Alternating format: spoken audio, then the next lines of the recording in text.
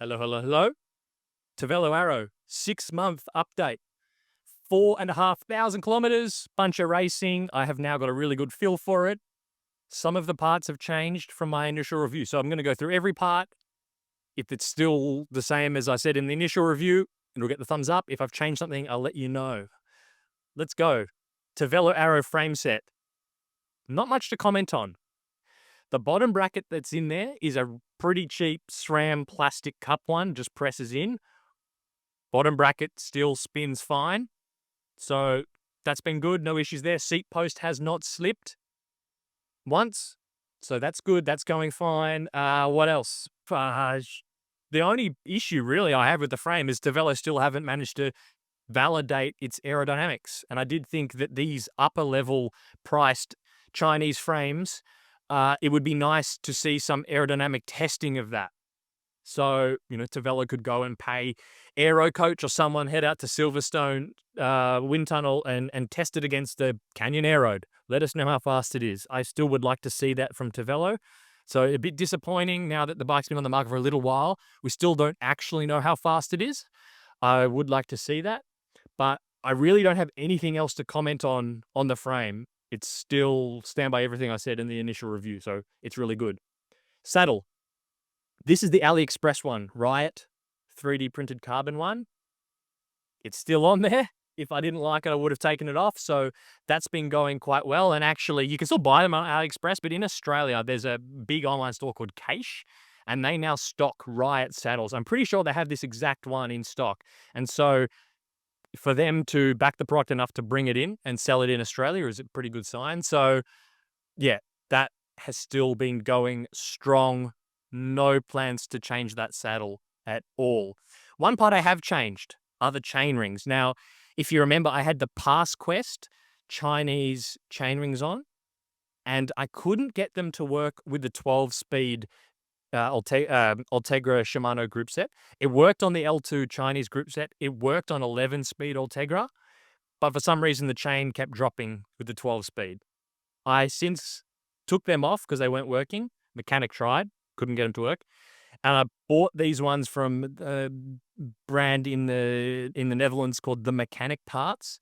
These are a bit chunkier, probably a bit heavier, but they're just stiffer. And I haven't had any drop chain issues since putting them on. So as it stands now, I wouldn't really recommend the PassQuest chain rings for 12-speed Shimano. For whatever reason, I couldn't get it to work. And these ones have been good. 5642 combo has been really good. Crankset. Cybre, again, 165s, no issues with them. Yeah, no update. Now, the only thing that they've done, I mentioned in the first review that it uses the wide spindle, and that I commented it would be nice if they used the Shimano-style 24mm spindle because you could use a bigger bearing in the bottom bracket. And a few weeks ago, Cybre announced they have a 24mm spindle version of the exact same crank. And so it's pretty cool that they listened to feedback, including mine, and they've gone and done that.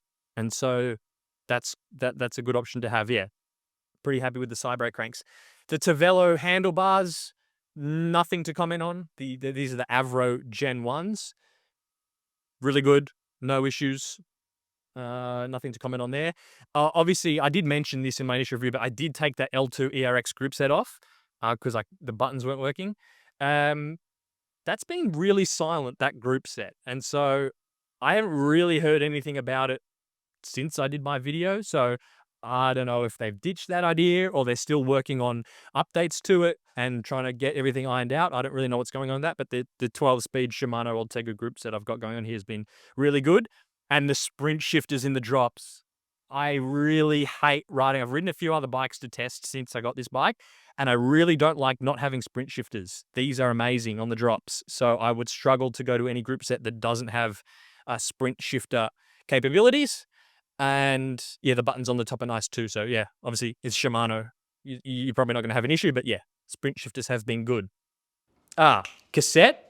I don't know if I mentioned this. I was testing that in-color Zoni cassette. It's the Chinese one. It's really light. The shifting isn't as good as the Shimano cassette. So that's the Shimano Ultegra cassette now. I wouldn't put up with the slower shifting performance just to save a bit of weight. So yeah, back on the Shimano cassette. What else? Wheels, CRWs. That's a 75 rear. You'll notice that's not the 65 from the 65-75 combo. That's the 50. Because the 65 front is really quite sketchy in crosswinds. And in Sydney, Australia, it does get quite windy, especially in the afternoons. And that was quite a lot to handle. So this combo works much better. I wouldn't really recommend the 65-75s unless you live somewhere where it's hardly ever windy or you're going to have multiple sets. But yeah, the wheels are still, really good. I don't really have much to comment on them. In terms of the tires, I have stuck with a 32 mil in the rear, and I actually dropped down to a 28 mil on the front, because the front, that 28 then still measures about 31.5 from memory, and I didn't really need the extra comfort that comes from the 30 mil on the front. That just starts getting kind of ridiculously wide. And I do think there is likely a couple of maybe a watt or two in aero savings by having the 28 on the front instead of the 30. And yeah, the comfort, I don't really need much more than a 31 on the front. So 32 tire rear, 28 front. That combo's been working well. Bottle cages. These are the Cannondale Aero ones. They do take a round bottle, and they're still on there. They probably save a couple of watts. The bottles that they come with are pretty good, and I haven't really been inclined to take them off. They're kind of expensive and unnecessary, but if it saves a couple of watts and it's not really costing me anything, that is good.